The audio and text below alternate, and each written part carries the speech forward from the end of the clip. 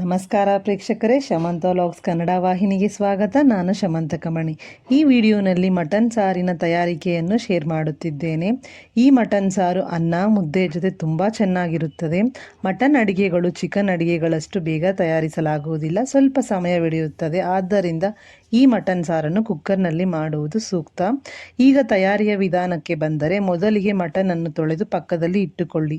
ಈಗ ಗ್ರೈಂಡ್ ಮಾಡಿ ಇಟ್ಟುಕೊಳ್ಳಬೇಕಾದಂತಹ ಪದಾರ್ಥಗಳ ವಿಷಯಕ್ಕೆ ಬಂದರೆ, ವಿಡಿಯೋನಲ್ಲಿ ತೋರಿಸುತ್ತಿರುವಷ್ಟು ಹಸಿ ತೆಂಗಿನಕಾಯಿಯ ಸಣ್ಣ ಸಣ್ಣ ಚೂರುಗಳು, ಕೊತ್ತಂಬರಿಯ ಸೊಪ್ಪು, ಶುಂಠಿ, ಬೆಳ್ಳುಳ್ಳಿ, 4 ಹೋಳುಗಳನ್ನಾಗಿಸಿದ 1 ಈರುಳ್ಳಿ, 5 ರಿಂದ 6 ಚಕ್ಕೆ ಲವಂಗಗಳು, ಇವೆಲ್ಲವನ್ನು ಮಿಕ್ಸರ್ನಲ್ಲಿ ಹಾಕಿ ನುಣ್ಣಗೆ ರುಬ್ಬಿಕೊಳ್ಳಬೇಕು.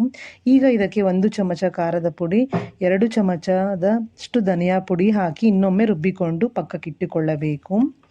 ಈಗ ಸಣ್ಣ ಉರಿಯನ್ನು ಇಟ್ಟುಕೊಂಡು ಸ್ಟವ್ ಮೇಲೆ ಕುಕ್ಕರ್ ಇಟ್ಟು 2 ಚಮಚ ಎಣ್ಣೆ ಹಾಕಿ ಸ್ವಲ್ಪ ಬಿಸಿಯಾದ ಬಳಿಕ ತೊಳೆದು ಇಟ್ಟುಕೊಂಡಿದ್ದಂತಹ ಮಟನ್ ತುಂಡುಗಳನ್ನು ಹಾಕಿ ಸ್ವಲ್ಪ ಬಾಡಿಸಬೇಕು. 2 ನಿಮಿಷದ ಬಳಿಕ 1 ಚಿಕ್ಕ ಚಮಚದಷ್ಟು ಅರಿಶಿಣ ಹಾಗೂ 1 ಚಿಕ್ಕ ಚಮಚದಷ್ಟು ಕಲ್ಲುಪ್ಪನ್ನು ಹಾಕಿ ಮಿಶ್ರಣ ಮಾಡಿ. ಹೀಗೆ ಉಪ್ಪು ಅರಿಶಿಣ ಮಟನ್ ತುಂಡುಗಳೊಂದಿಗೆ ಬೆರೆತ ಬಳಿಕ ರುಬ್ಬಿ ಇಟ್ಟಿದ್ದಂತಹ ಮಸಾಲೆಯನ್ನು ಹಾಕಿ ಸ್ವಲ್ಪ ಹೊತ್ತಿನ ನಂತರ ಹೀಗೆ ಸಣ್ಣದಾಗಿ ಕುದಿಯುತ್ತಿರುವಾಗ 1 ಚಮಚ ಗರಂ ಮಸಾಲ ಹಾಕಿ ಮಿಕ್ಸ್ ಮಾಡಿ. ಈಗ ಇಷ್ಟು ಗಾತ್ರದ ಬಟ್ಟಲಿನಲ್ಲಿ 2 ಬಾರಿ ನೀರನ್ನು ಸೇರಿಸಿ 1 ಬಾರಿ ಕಲಕಿ. ಇಷ್ಟು ಮಂದತೆಯಲ್ಲಿರಬೇಕು.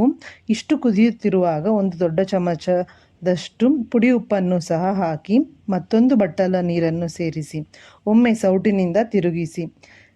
ಹೀಗೆ ನೀರಾಗಿ ಇರಬೇಕು, ಏಕೆಂದರೆ ಮಟನ್ ಬೇಗನೆ ಬೇಯುವುದಿಲ್ಲ. ಆದ್ದರಿಂದ ಮೆತ್ತಗಾಗಬೇಕು ಮಟನ್ ತುಂಡುಗಳು. ಹಾಗಾಗಿ ಮತ್ತು ಎಣ್ಣೆಯ ಅವಶ್ಯ ಕೂಡ ಕಡಿಮೆನೇ ಈ ಮಟನ್ ಸಾರಿಗೆ, 2 ಚಮಚವೇ ಸಾಕು. ಈಗ ಕುದಿಯಲಾರಂಭಿಸಿದ ಬಳಿಕ ಲಿಡ್ಡನ್ನು ಮುಚ್ಚಿ ಸ್ಟವ್ನ ಉರಿಯನ್ನು ಹೆಚ್ಚಿಸಿ 7 ರಿಂದ 8 ವಿಷಲ್ಸ್ ಬರಬೇಕು. ಅಷ್ಟು ವಿಷಲ್ಸ್ ಬರಬೇಕೇ ಎಂದೆನ್ನಬೇಡಿ, ಖಂಡಿತ ಅಷ್ಟು ಬರಬೇಕು. ಆಗಲೇ ಮಟನ್ ತುಂಡುಗಳು ಪರಿಪೂರ್ಣವಾಗಿ ಬೆಂದು ಸಾರು ರುಚಿ ಇರುತ್ತದೆ. 8 ವಿಷಲ್ಸ್ ಬಂದ ಬಳಿಕ ಹಬೆ ಪೂರ್ತಿಯಾಗಿ ಹೋದ ಮೇಲೆ ಲಿಡ್ ತೆಗೆದು ನೋಡಿದರೆ ಇಷ್ಟು ಮೆದುವಾಗಿ ಸರಿಯಾದ ಮಂದತೆಯಲ್ಲಿ ಇರುತ್ತದೆ ಈ ಮಟನ್ ಸಾರು. ಈಗ ಕೊನೆಯಲ್ಲಿ ಉರಿಯನ್ನು ಚಿಕ್ಕದಾಗಿಟ್ಟುಕೊಂಡು 2 ಚಮಚ ಇಲ್ಲವೇ ಅರ್ಧ ಸೌಟಿನಷ್ಟು ಮಟನ್ ಮಸಾಲವನ್ನು ಹಾಕಿ ಹೀಗೆ ಕುದಿಯುವಾಗ ಹಾಕಬೇಕು.